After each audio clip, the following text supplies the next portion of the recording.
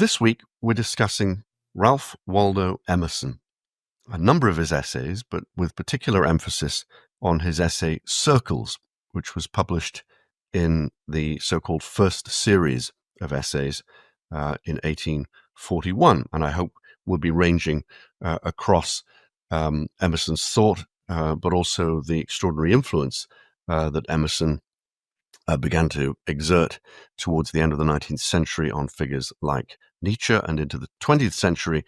Jonathan, I think you're going to kick off with a discussion of this extraordinary essay, Circles. Yes, sure. I think I should first say that my first impression of Emerson was not very positive. I thought he was rather he was full of waffling, platitudinous bits of pseudo wisdom, like one of his sayings, which comes across several times in his essays, is "Life is a series of surprises." And I think, oh yeah, but having now, over the last 20 years or so, I've been immersing myself in him, and I must say I respect him very deeply. And when he does come up with these phrases that are so quotable and so, Christmas card quotable, yes, there is actually an enormous amount of thought and intelligence behind them, and you need to realize that. So let's come to Circles. Wonderful title, by the way. And it's just called this one word, Circles. That's the name of the essay. And the doctrine is, well, I suspect that Emerson was aware in the back of his mind of traditional logic, which talks about the importance of making a point or developing a line, and then says that circular reasoning is fallacious, because circular reasoning, the definition of circular reasoning, is that you say something like it's raining, and then you say, therefore, it's raining. So circular reasoning is condemned because it's supposed not to get you anywhere. But in a way, I think Emerson's point is you shouldn't be obsessed with getting somewhere in your thinking.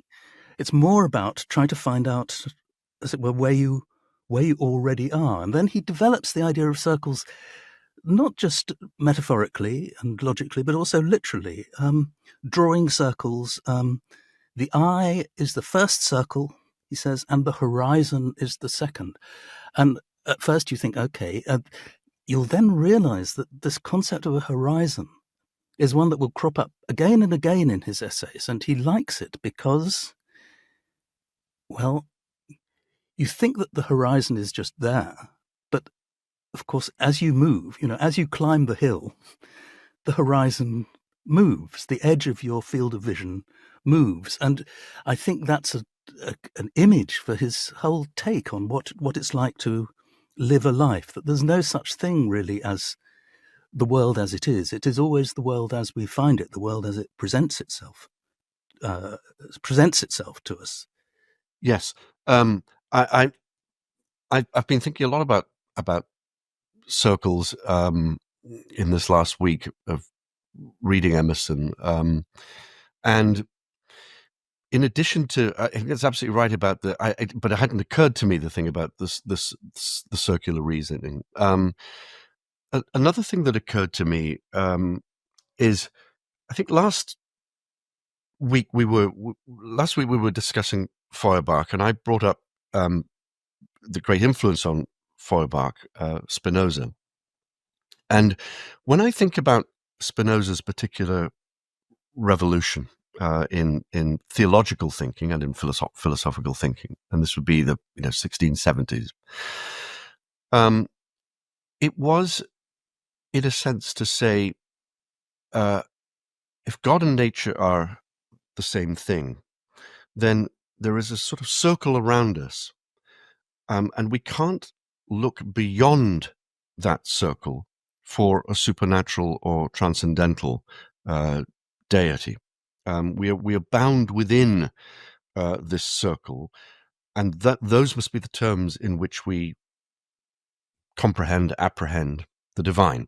And that doesn't sound like so much, but of course it was absolutely revolutionary in 1670. And something I respond deeply to in Emerson is a particular, I suppose it's a particular sort of whatever he is, slightly mystical, slightly pragmatic, idealist, and also 19th century-ish way of working out some of those Spinozistic terms. Perhaps even more, as you suggest, perhaps even more radically, something closer to Feuerbach, which is there's us, there's the horizon, or there's the subject and the object, as Feuerbach would put it. And it turns out that perhaps the object, the edge of the circle, is simply the thing we create, or it's not quite clear in Emerson. As much is not quite clear. I don't know if he's saying that we create the horizon, but it seems to be that he's saying insofar as the horizon is made by our vision, we do create it. In fact, I don't think he's saying it doesn't exist, of course, but it's just that it's ever shifting. Yes, I think he does think that we create it. I think he, Uh-huh. in fact, I mean, and this comes back to what you were saying about the presence of God or not within Emerson. I mean, he does refer to God quite a bit, and before he was a philosopher, he was trained as a Unitarian minister and preacher. But then he does say things like, well, of course, God is just an idea. It's the object of our striving. And so, I mean, it's not surprising that, like many people in the 19th century who thought deeply about the idea of God, they were denounced by orthodox theologians as infidels and atheists. And Emerson certainly got a great deal of that. And I think this idea of creation is another key word with him. I think he may be the very first person to have used the phrase creative writing. And I think, and creation, well, I believe, correct me if I'm wrong, but I believe that he was really the first to steal the word creation and creator from God and say that it's actually every human being is a creator. We are all creative in our own experience. There wouldn't be a world for us unless we created it for ourselves. That's not to say that we can create it however we like, but it is to say that if you subtract yourself from the world, then there is no world left. And that is how he gets from what sometimes seem like rather pious doctrines to ones that are really quite well, I think revolutionary is not the right word, but it's the doctrine that that nothing is stable. And he talks about the circle being this first of forms, and it teaches us that around every circle, this is a quotation from Circles, around every circle, another circle can be drawn, and that our laws, our Christianity, our world may at any time be superseded. And however, we think we've got to the edge of the world, but there will always be further worlds, and we will always just be, as he says somewhere else, we have a sense of being on an infinite staircase. It goes back infinitely before us and ahead of us, and we really don't know where we are, but we do know that the world is bigger and more mysterious than we know. It's a very interesting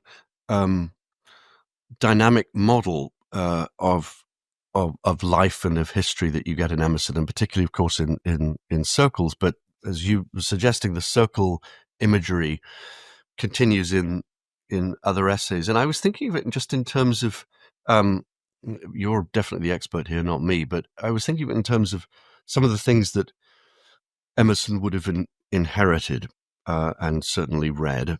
And let's think of a sort of Hegelian progressiveness of history. Sometimes it seems as if Emerson has a kind of progressive theory of history, and that would be the sort of American side of him that's all for throwing off the past and, standing on two stout feet and marching forward and joining the highway and so on. But in fact, it turns out that it's in an Emersonian way, it's very slippery. It looks like a kind of forward movement. So, we get to the edge of our circumference and we mustn't be hemmed in by this circle. We must break through the circle and move forward, always aware that someone else will come ahead and put another circle around us, which is an advance. And yet at the same time, he in this essay and elsewhere, it's a theory of history in which actually a beginning is just an end is just a beginning. It's actually non-progressive because it's circular. I think that's true. I mean, he does use the word progressive. He does say that Yes. humanity is essentially progressive, and then he sort of takes it back again, and he says, Yeah. "Well, it's not because it's progressing towards something better. It's because it's more as though you're on a treadwheel or something. I mean, you're constantly Right. well, a treadwheel is not quite right because you are moving. And I think here's another phrase from Circles. He says people wish to be settled, but only insofar as they are unsettled is there any hope for them. So that his idea of progress is simply you should not settle into anything. You should not let your thinking become an armchair you sit back in. It's a challenge. It's you're walking a hill all the time, or you're moving all the time. That is very striking, isn't it? Very striking in Emerson, because on the one hand, there's a kind of what seems like a very American spirit of optimism. He even says, I think, somewhere, he talks about the optimism of nature. In his essay, Nature, he talks about the optimism of nature.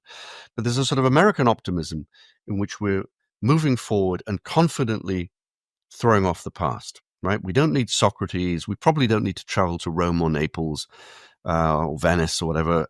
We can actually just get it in our sitting room in Concord, Mass. And on the other hand, so on the one hand, you have this confident forward movement, and on the other hand, Emerson is constantly saying a version of all knowledge is one.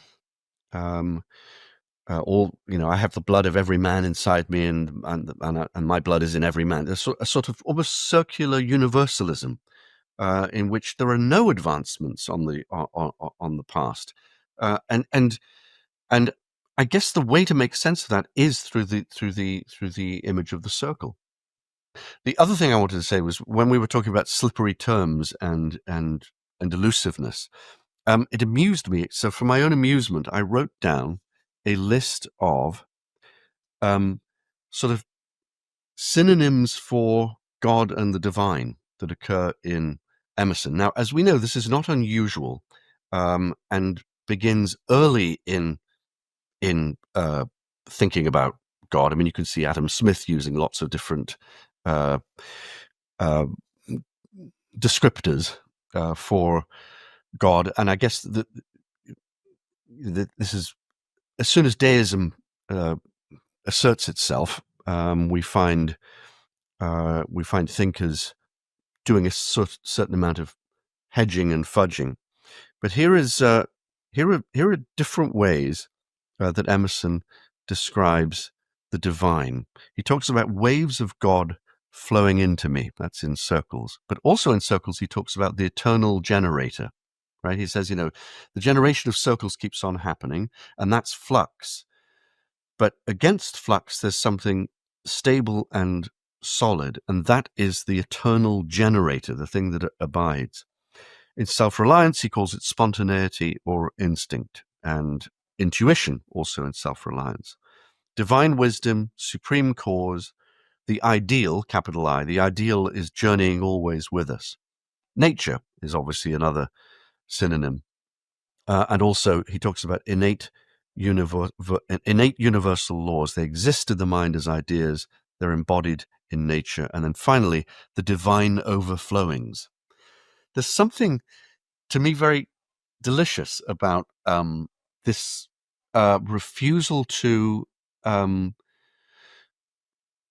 refusal to stop with one word. Indeed, we might put it, if we're thinking about sort of Emerson's reception, the people who liked Emerson and the people who didn't like Emerson. I'm reminded of a very stern and conservative line from T.S. Eliot, where he's talking somewhere about philosophy, and he says, the important thing about philosophy is where things stop. You have to know where things stop, and they have to stop at a certain point. But with Emerson, you sort of feel that's absolutely the opposite. It's never stopping. It's always mobile, including all the various terms that are being circulated in this circle to describe whatever it is Emerson's describing, this divine wisdom, but crucially this thing that isn't that isn't as dynamic as ordinary flux, I guess. So I'm interested in this. I'm interested in the thing that he keeps on proposing as opposed to dynamic movement and flux, this sort of stable, static thing, the eternal generator. Even the eternal generator is not actually fixed, but is also in flux. Thanks for listening to this extract from Close Readings. You can listen to the full episode and all our other Close Readings series by signing up to our Close Readings subscription. Go to lrb.me/audio or click on the link in the description.